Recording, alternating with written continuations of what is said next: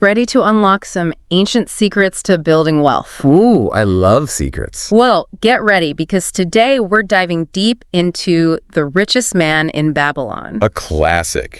But we're not just going to retell the story. We're going deeper. Exactly. We're going to pull out those timeless principles and see how they apply to, our lives today. Because believe it or not, even though it's set in ancient Babylon, this book is shockingly relevant. It really is. And you know what I love about it? It doesn't just throw financial advice at you. Right. It takes you to this bustling city, ancient Babylon, known for its wealth, Oh, totally. And it tells the story of Arkad, this guy who went from nothing to being the richest man in Babylon. And he didn't get there by luck. No. He built his wealth through principles, almost like a financial blueprint. It's like he cracked the code. And the best part, he shares it all. In his 7 cures for a lean purse. Which, talk about motivational. Seriously.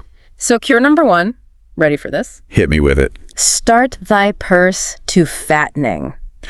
It sounds simple, but the way he explains it is whoa. Right, pay yourself first. It's such a basic concept, but so many people get it wrong. They do. You can't wait until all your bills are paid to save whatever's left over. Because usually there's nothing left. Exactly. Yeah. Make your savings a non-negotiable expense, like paying rent or buying food. That way you're consistently growing your wealth. I love how he puts it, save 1/10 of your income. Now, granted, you might need to adjust that percentage based on your income. Definitely. But the key is to prioritize paying yourself. He uses this great analogy. It's like an egg basket. You keep adding eggs, but only take a few out. It perfectly illustrates the power of small, consistent savings over time. It really does. Okay, but here's the thing. I can already hear some people saying, Oh, I know. My expenses already eat up my whole paycheck. yeah, how am I supposed to save anything? Cure number 2 has got you covered. Lay it on me. It's all about controlling thy expenditures. Control. Always a good thing. Right. But here's the thing. Arkad points out that everyone, no matter how much they make, complains about an empty purse. Oh, yeah, for sure. It's all about perception. We tend to spend what we earn, Oh, absolutely. But what if we flipped the script? What if we decided how much we wanted to save and then designed our spending around that? So basically, it's not about depriving yourself? No way. It's about being intentional. Right. About separating needs from wants. Maybe that daily latte becomes a weekly treat. Freeing up cash for those savings goals. Exactly. Now, once you've got some savings going, it's time to make that money work for you. Ooh, I like the sound of that. Cure number 3. Cure number 3, make thy gold multiply. Okay, investing. You got it. But Arkad's in ancient Babylon. Yeah. What did investing even look like back then? Well, he wasn't talking about stocks and bonds and whatnot. Right. He was emphasizing the principle of making your money grow. He talks about diversifying, not putting all your eggs in one basket. Wise advice, always. Right. And seeking advice from those in the know. Like a financial mentor. Exactly. And it's cool. He shares stories of his own investment wins and fails. Oh, I love those stories. Me too. It's so relatable. Even back then, there were risky ventures and get-rich-quick schemes. So you have to be smart about it. Exactly. So today, his principles translate to doing your research, understanding the risks, maybe talking to a financial advisor. Being an active participant, not just hoping for the best. Exactly. Okay, but what about avoiding those risky ventures in the first place? Cure number 4. Oh, that's all about guarding thy treasures from loss. Makes sense. As our wealth grows, we might get tempted by, those shiny, flashy opportunities that promise crazy returns. Oh yeah, those too good to be true schemes. They've been around forever. Seriously. But Arkad's saying protect your hard-earned savings. It's not about being afraid to invest. It's about being prudent. Right, making informed decisions. Exactly. So it's a balance, making your money grow, but protecting it too. Exactly. Now, cure number 5 takes a little turn. Oh, I know this one. Make of thy dwelling a profitable investment. Home ownership. Yes. But think about it in the context of ancient Babylon. Okay. Arkad talks about families constantly moving from one crummy rental to another. Always at the mercy of landlords. No sense of security. Right. He presents homeownership as an investment in family stability. It's still relevant today. Oh, totally. Though, back then they didn't have mortgages. It was more about saving enough to buy outright. That's true.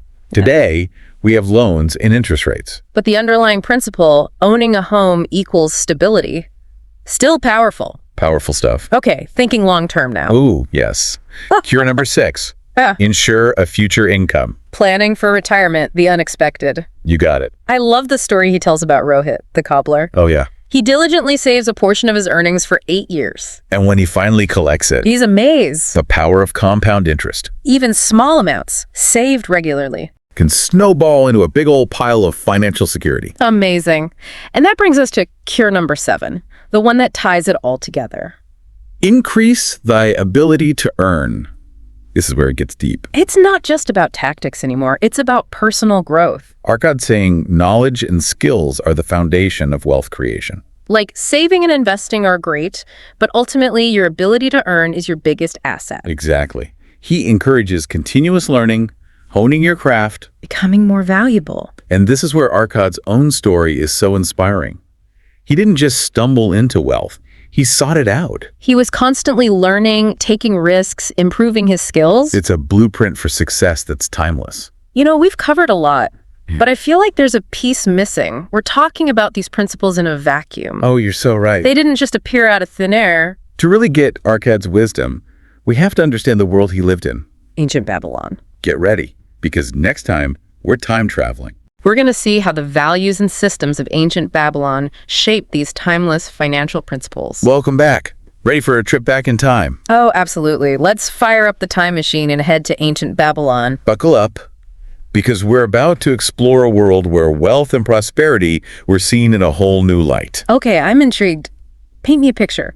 What was Babylon like? Imagine bustling marketplaces, grand temples, those legendary hanging gardens. Wow. Babylon was a melting pot of cultures, a hub of trade and innovation. It sounds kind of like the Wall Street of its time. With more palm trees, of course. And chariots. But what's really interesting is their perspective on wealth, right? Exactly. It wasn't just about personal gain. Wealth was seen as a sign of divine favor. A blessing from the gods. And with that blessing came responsibility. Responsibility. Yeah, to contribute to the well-being of the community. So it wasn't just about stuffing your own pockets. It was about using your wealth to make the whole city flourish. Exactly.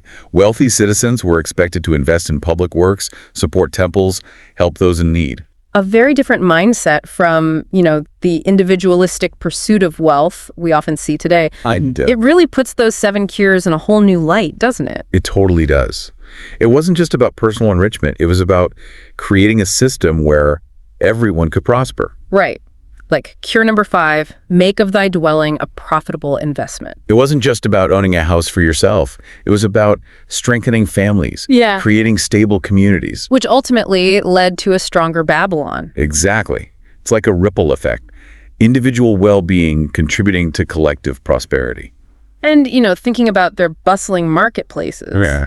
Cure number 3, make thy gold multiply, takes on a whole new dimension. Absolutely.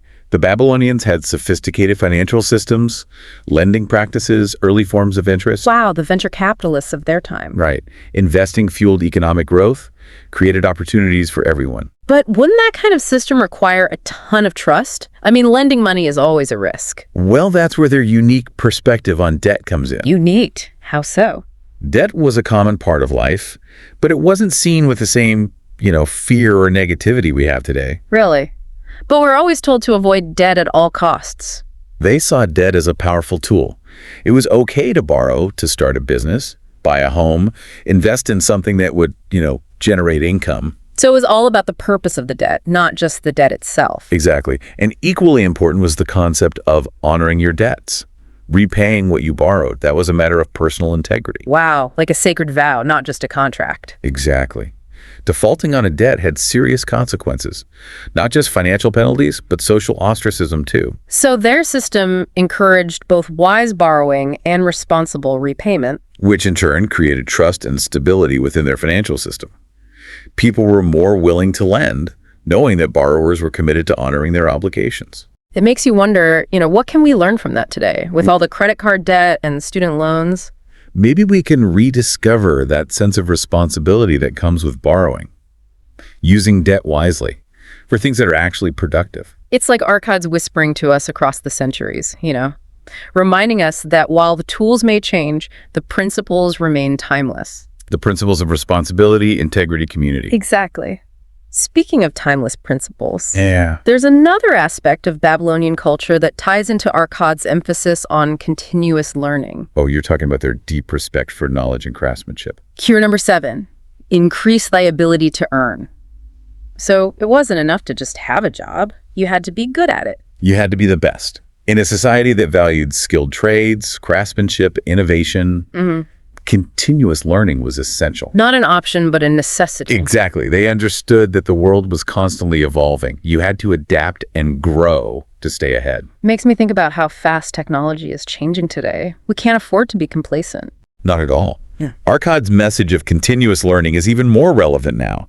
Industries are being disrupted. New skills are in demand. Investing in your knowledge, your skills, it's the best investment you can make. Couldn't agree more. And it's not just about staying employed. It's about fulfilling your potential, Contributing your talents to the world. But there's one last piece of this Babylonian puzzle we need to explore to really understand Arkad. Ooh, lay it on me. It's their perspective on luck and fate. It might surprise you. Welcome back. We're wrapping up our deep dive into The Richest Man in Babylon. And we're about to uncover the Babylonian secret to, luck. Oh yeah, you mentioned their unique perspective on luck and fate. Spill the beans. Okay, so you know how people are always like, oh, they were just lucky, or they were born with a silver spoon? Yeah, the blame it on fate excuse. The Babylonians had a totally different take. They believed that your actions shaped your destiny. So it wasn't about waiting for some lucky break. Nope. They were all about taking control, creating your own luck. They believed opportunity favored the prepared mind. Oh, I like that. Meaning, if you were hardworking, diligent, always learning, You were more likely to attract good fortune. It makes sense, right? Totally. It goes back to Arkad's story and all those 7 cures. He wasn't just sitting around wishing to be rich. No way. He was out there learning, saving, investing, building his skills. And that active approach is so important for us today. Because it's easy to think, oh, success is all about luck. But the Babylonians would say, nah, create your own luck. Instead of wishing for a lucky break. You prepare for it. Like, instead of saying, I wish I was lucky enough to invest in the next big thing. You say, I'm going to learn everything about investing so I'm ready when the right opportunity comes along. Yes, it's a total mindset shift. From passive observer to active participant. Like Arkad says, don't wait for opportunity to knock. Build a door. Build a door. That is going on my fridge. But it makes me wonder why these Babylonian principles aren't taught in school. Right. I think we've become so obsessed with, complex financial products, get-rich-quick schemes. You've forgotten the basics. The fundamentals. The Richest Man in Babylon takes us back to those fundamentals. Saving consistently, investing wisely. And never stop learning. It's like building a house. You need a solid foundation. Brick by brick, decision by decision. And it's not just about money either. It's about character. Absolutely. Integrity, responsibility, generosity. These are the qualities that build lasting wealth and a meaningful life. It's like Arkad saying, strive for success, but do it with honor, wisdom, and a big heart. Such a timeless message. True prosperity isn't just material wealth. It's a richness of character, a commitment to making the world a better place. So as we wrap up our deep dive, I think the biggest takeaway is this. The tools may change, but the principles of wealth creation are timeless. It's all about having the right mindset, taking action, and building a life of purpose. And for everyone listening, we hope this deep dive inspires you to revisit those timeless principles and maybe even find your own path to becoming the richest person in your own Babylon. Keep learning, keep investing, and keep building those doors of opportunity.